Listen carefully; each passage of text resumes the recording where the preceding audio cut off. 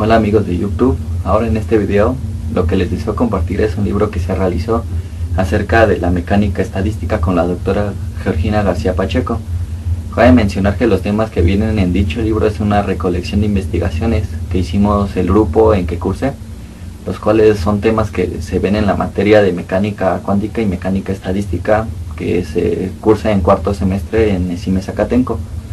Y bueno, de mi parte es todo y los dejo con una explicación breve por la doctora Georgina de lo que es la mecánica estadística. De igual manera les dejo un link donde pueden descargar este libro y me arriesgo a decir que si leen este documento pueden entender esta física estadística.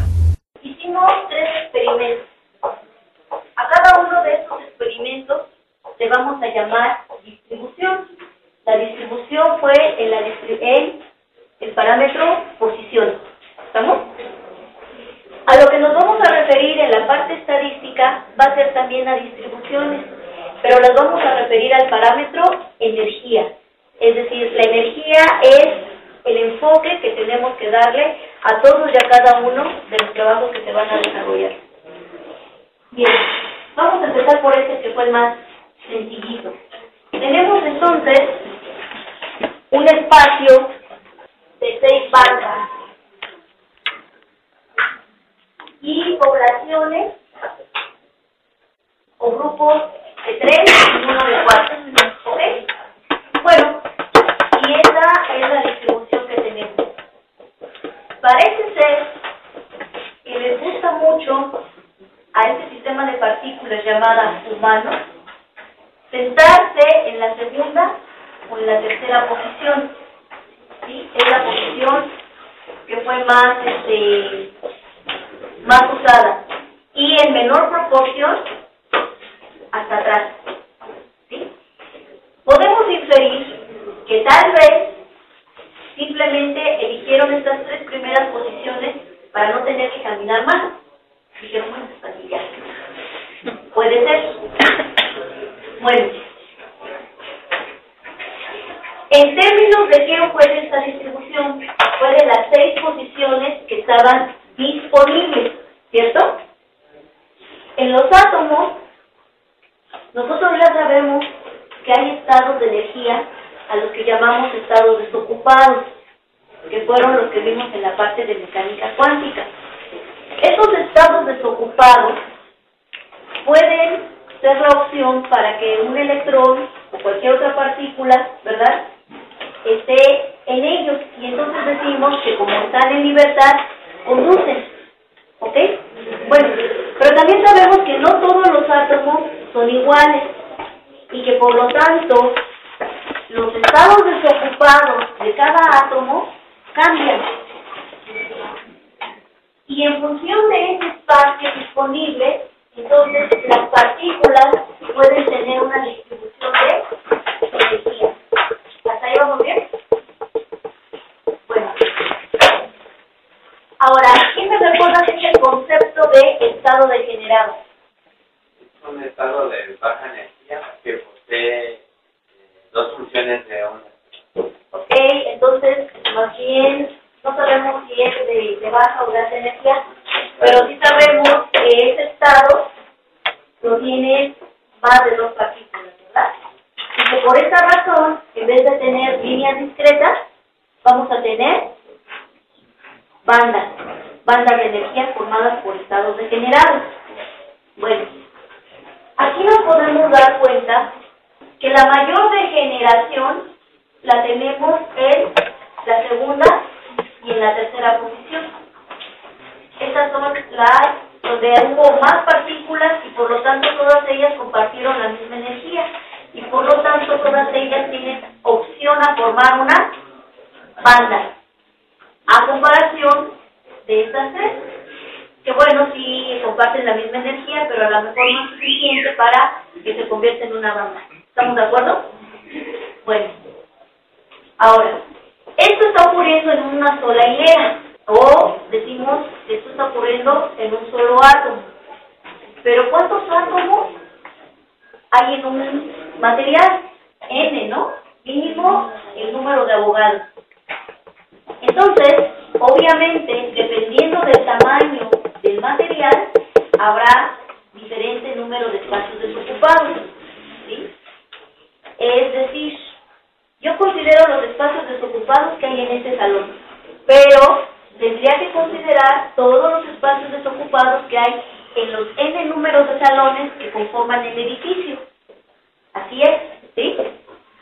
Entonces, para hacer ese cálculo, no voy a ir contando de uno por uno, porque nunca acabo, sino que se desarrolla un modelo matemático que se llama función de densidad de estados.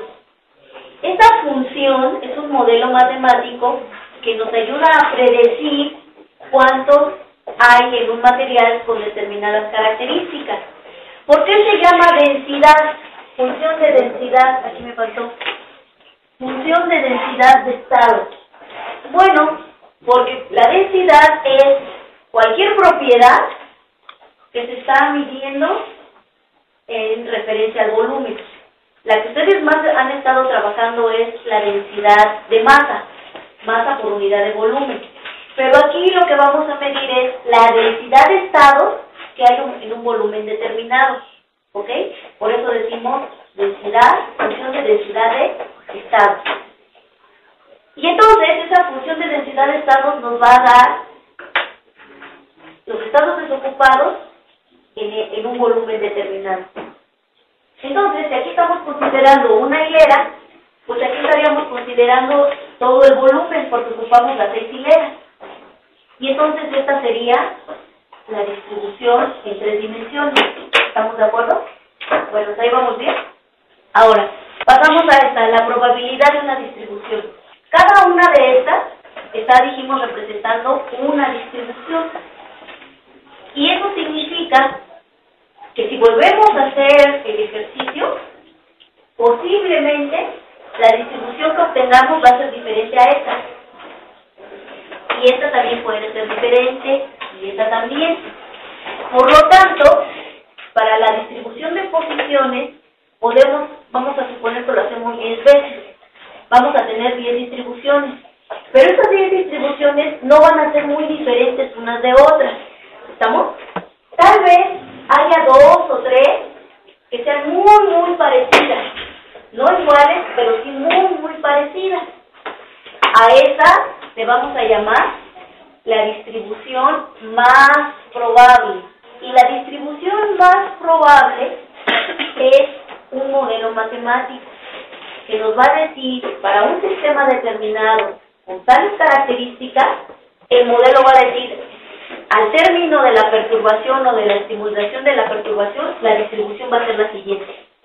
La van a poner. Es decir, es un modelo predictivo. ¿Ok? Entonces, para ese modelo predictivo, se utilizan 2 parámetros importantes.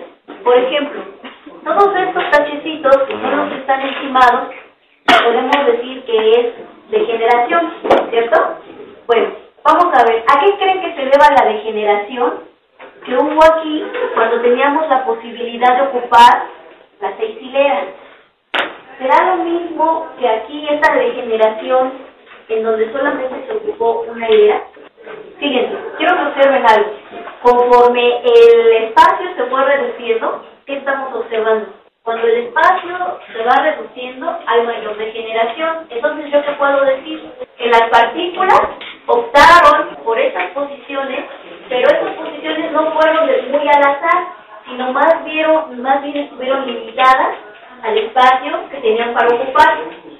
Mientras que aquí ya había muchísimo más espacio, entonces esta degeneración yo puedo decir que fue por azar, simplemente coincidencia. Pero esta ya no fue tanta coincidencia, ¿estamos de acuerdo?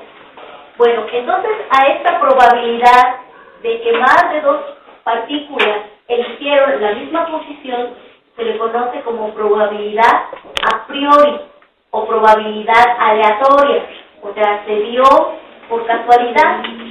Sin embargo, esta probabilidad ya no fue aleatoria, sino que estuvo en relación al espacio restringido que tenían las partículas para acomodarse. Y a esta probabilidad se le conoce como probabilidad termodinámica.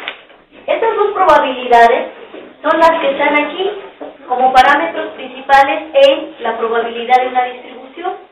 Cuando esta distribución se repite n veces, entonces obtenemos la distribución más probable. Pero también tiene que ver con las características de la población.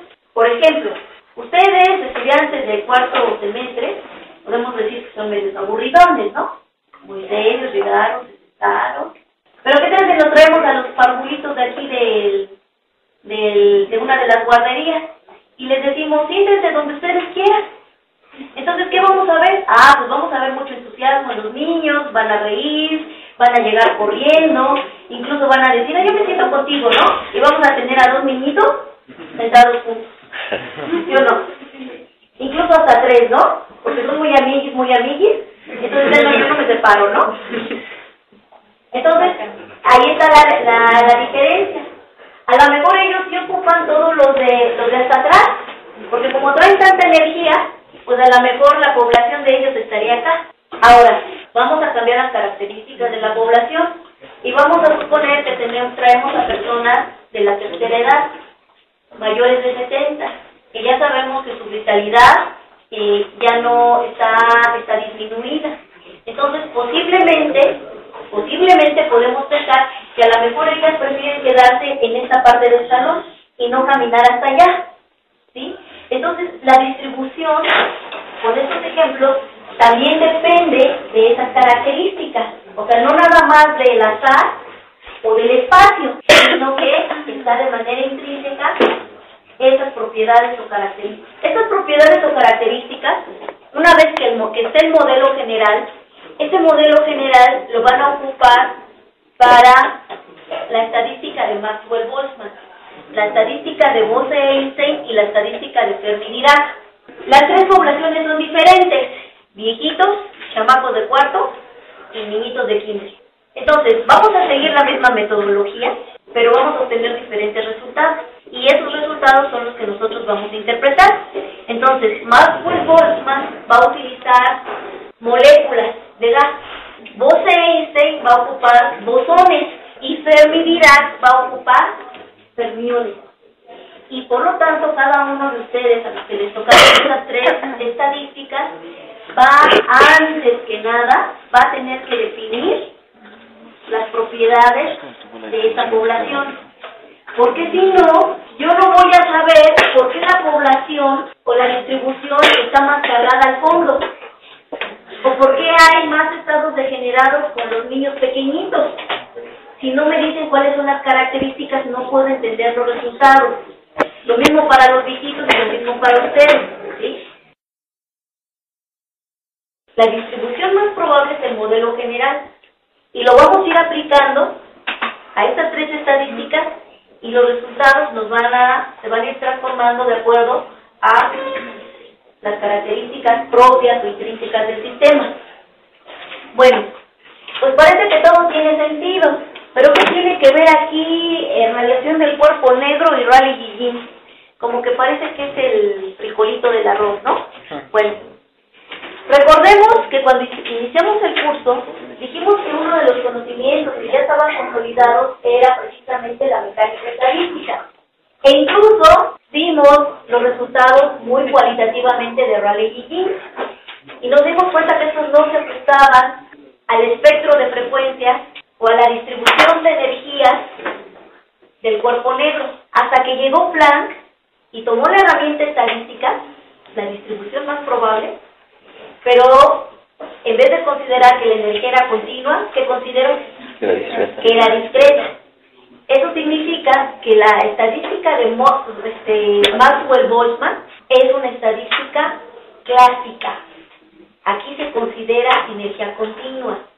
Después, históricamente, vimos el cuerpo negro, ocurrió el cuerpo negro, y de ahí se derivaron entonces estas 2 estadísticas, que ya son estadísticas cuánticas, ¿sí? Entonces, esto nos da pie a comprender que estas 2 estadísticas, su energía tiene que ser discreta.